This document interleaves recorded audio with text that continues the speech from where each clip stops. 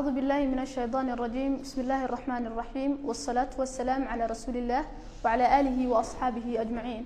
رب اشرح لي صدري ويسر لي أمري واحلل عقدة من لساني يفقه قولي. maanta waa xalaqadeena saddexaad ee barnaamijkeena tusmo aynu ugu talagalnay inaynu uga faa'iideysano bisha barakeysan ee Ramadaan si aynu markaasi farin ula wadaagno bulshooyinka oo dhan. waxaa la soo wariyay inuu nin u yimid saxaabi kamid ah saxaabadii muhaajiriinta ah Abdullah ibn Umar ibn Aas, markaas isagoo wax weydiisanay ayuu ku yiri miinaan ahayn fuqarada muhaajiriinta ah, dadka fuqara ah oo Madiina u soo hijrooday. Abdullah markaa wuxuu weydiiyay saxaabigaasi war ma leedahay xaas aad u hooyato? wuxuu ninkaasi ku jawaabay ha. wuxuu haddana weydiiyay ma leedahay guri aad degto? wuxuu ku jawaabay ha. wuxuu ku yiri markaasi Abdullah waxaad kamid tahay taajiriinta. ninkii oo sii wata hadalkiisa ayaa markaasi yiri shaqaale ii shaqeeyana waan leeyahay. Abdullah markaasi wuxuu ku yiri haddaba waxaad kamid tahay fuqarada. maanta xalaqadeena waxaan kaga hadli doonaa amalka iyo markaasi quus la'aanta waxa la yiraahdo. waxaana soo qaadan doonaa 3 shay oo had iyo jeer dadka quus geliya si ay uga takhalusi lahayd. wuxuuna barnaamijku maanta ku leeyahay ha quusan 3 shay dartood. shayga ugu horeeya waxa weeyaan ha quusan xoolo la'aan dartood.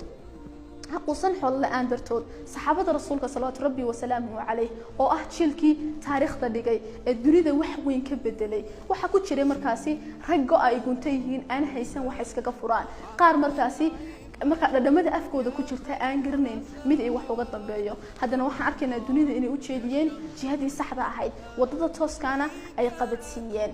gobiya ayaa wuxuu lahaa faqrigu sidiisaba sacab mara ka xeel dheer qanacood ka socota ugu daran saboolnimo oo ku tusinaya inaynay markaasi qacan marnaanta ay micno badan ku sameeyeen qofku inuu noloshiisa wax badan oo ka bedelo. rasuulkuna calayhi salaatu wasalaam isagoo tilmaamaya inaynay qaninimadu ahayn kala badsashada xoolaha ayuu lahaa laysa alghana can kathrati alashyaa. ma ahan markaasi taajirnimadii qaninimadu sida loo kala xoolo badan yahay, walaakin alghina ghina nafsi. laakiin taajirnimadu waa taajirnimada nafta, inuu qofku ku qanacsan yahay wuxuu haysto oo naftiisa taajir ka yahay. idan ma jiro wax xoolo yaraan la ilaahdo oo ka hor istaagaya inaad markaasi noloshaada wax badan qabsato. rasuulku sallallahu alayhi wa sallam isagoo mar kale inoo tilmaamaya sidoo qofku markaasi inay maalintii hadduu wax kamid ah haysto oo uga faa'iideysan karo ayuu lahaa man asbaha minkum aaminan. qofkii markaasi ku waadiristay isagoo markaasi aamin ah fi salbihi mucaafiyan fi jasadihi oo markaasi jirkiisu caafimaad qabo oo caafimaad markaasi haystana quudkiisa uu maalintaasi cuni lahaa. waxaad moodaa sidii adduunka loo soo koobay. idan waxay ku tusinaysaa inuu qofku amni u haysto iyo inuu caafimaad haysto inuu ku sameyn karo isbedel aad u weyn. sheekh maxamed qasaali rahimahullah wuxuu leeyahay oraah oo xadiiska ku fasirayo oo aad u caan ah cajiibna badan. wuxuu lahaa amaanada yani amniga aad ku nooshahay iyo caafimaadka aad haysato maalin quraati waa awood aqliga fikiraya u suura gelinaysa inuu markaasi ku bedelo adduunka isbedel aad u la yaab leh oo horena markaasi dunida uga dhicin. idan taasi waxay ku tusinaysaa inuu qofku xoolo yaraan uga caban karin inuu adduunka isbedel ka sameeyo. talabaad waxay tahay inay haquusan duruufaha adag dartood. maalinna la mid maaha maalimaha kale. wuxuu lahaa abaan hadraawi ilaahay ha xifdiye markay baladu soo yaanto saadaashu beenowdo saca nuguli ka leexdo adna sabanka raac maaha. wuxuu ku tusinaya abwaabku oo si xeel dheer inoogu fasiraya markay duruuf adag timaado inuuna qofku noqon qof markaasi saaxadda iyo isbedelka laga waayo. intaad ku jirto safarkaaga guusha, intaad rabto inaad xaqiijiso hadafkaaga nolosha, intaad markaasi wax u halgamayso nolosha waxa ku soo waajahaya duruuf aad u adag. duruuf kasto se ku soo wajahda kama adka duruuftii soo wajahday rasuulka sallallahu alayhi wa sallam iyo saxaabadiisa markay qodayeen qodkii khandac ay isku soo bahaysteen yahuud iyo markaasi gaaladii quraysheed. dhan kastana ciidan looga soo urursaday. ciidankuna waxa kaliya ay sugayeen ahayd in la siiyo markaasi amar ay duulaan ku qaadaan rasuulka. mowqifkay ku jireen saxaabada iyo rasuulku quraanku wuxuu ku sifeeyay inuu ahaa mowqif oo wadnuhu soo gaaray markaasi cunahooda. isagoo ilaahayna leh idh ja'akum min fawqikum wa min asfalikum wa idh zaqat al-absar wa balaghat al-qulub al-hanajir. yani markay inay kaga yimid xagga sare iyo dhan kasta la inay kaga yimid ay qalbiyaduna markaasi soo gaareen markaasi xanaajirta ay ku soo gaareen.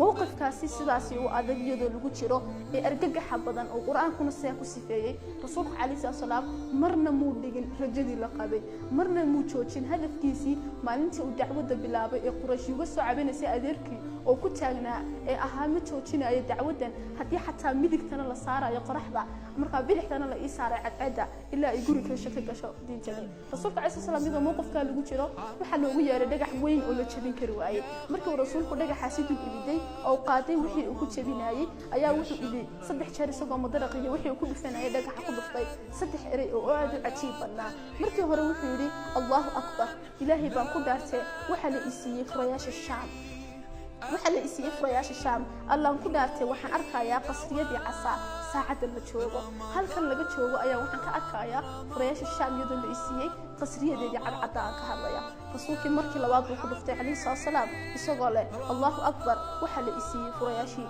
faris allaan ku dhaartay waxaan arkayaa qasriyada madaa'in ee caddaa saacadda la joogo oo markii labaad markii saddexaad rasuulka calayhi salaam isagoo ku dhufanaya ayuu wuxuu lahaa allahu akbar waxa la isiiyey furayaasha yaman allaan ku dhaartay waxaan arkayaa halkan aan joogo aan ka arkayaa albaabadii sanca rasuulka calayhi salaam ereyadaas ayuu lahaa iyadoo mowqifka qur-aanku ku tilmaamay inuu saxaabada wadnahoodu soo gaadhay xanaajirta wuxuu gelinayay dhiirigelin wuxuu siinayay dhibaato kasta iyo mixnad kastoo taagan inuu mustaqbalka loo socdaa runtii uu ka fog yahay ka xeel dheer yahay yahayna meel markaasi lagu istaago markaasi oo lagu nasanayo oo wax badan lagu ilaawaayo saxaabada waxaa galay yididilo aad u badan waxaanay hore ugu sii socdeen dagaalkoodii iyagoo ku ducaysanaya allaahuma lowla allah ilaahayow adiga mooyaane ما اهتدينا يعني إلهي عيدان هاي ما أنا نكوها نصلين ولا تصدقنا ولا صلينا وحلا هاين فأنزل السكينة علينا وثبت الأقدام إن لقينا إن الأعداء قد بلغوا علينا وإن أرادوا فتنة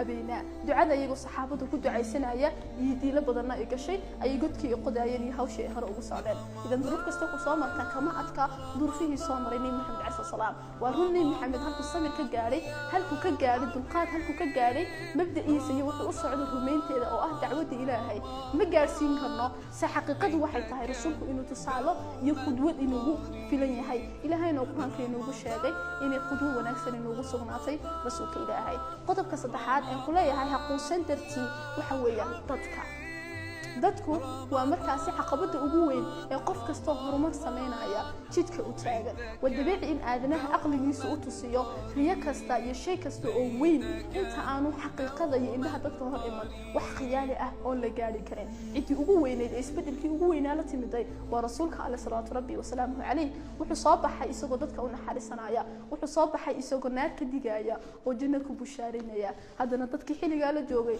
waali bay ku sheegeen oo sixroolay ku sheegeen oo waxay ku sheegeen nin wada waxyaabo la iska soo wariyay isagoo naxariis iyo badbaadadooda wada waxay madaxiisa dhiig ka yaaciyeen oo dhib iyo dhaawac kasta way u geysteen isagoo markaasi iyaga digniin iyo badbaado u wada idan ma jiro qof bini aadan ah oo kuugu haynaya abaha waxaad wado ilaa ay tusto xaqiiqadu waxay tahay oo ah inaad rumayn karto riyadaada iyo ku quusgelin bini aadanku iyo ku quusgelin oo waxa tusaale ku ah nabi maxamed calayhi salaam ay quusgeli waayeen xusuusnoona markasta uu xarigu adkaado waxa soo dhawaaday guritaankiisa markasta uu habeenku sii madoobaadana waxa soo dhawaaday waa birigiisa culays kastana fudayd baa ka dambeeya sidii ilaahay quraanka ku leeyahay inna maca al-usri yusra. Assalamu alaykum wa rahmatullahi ta'ala wa barakatuh.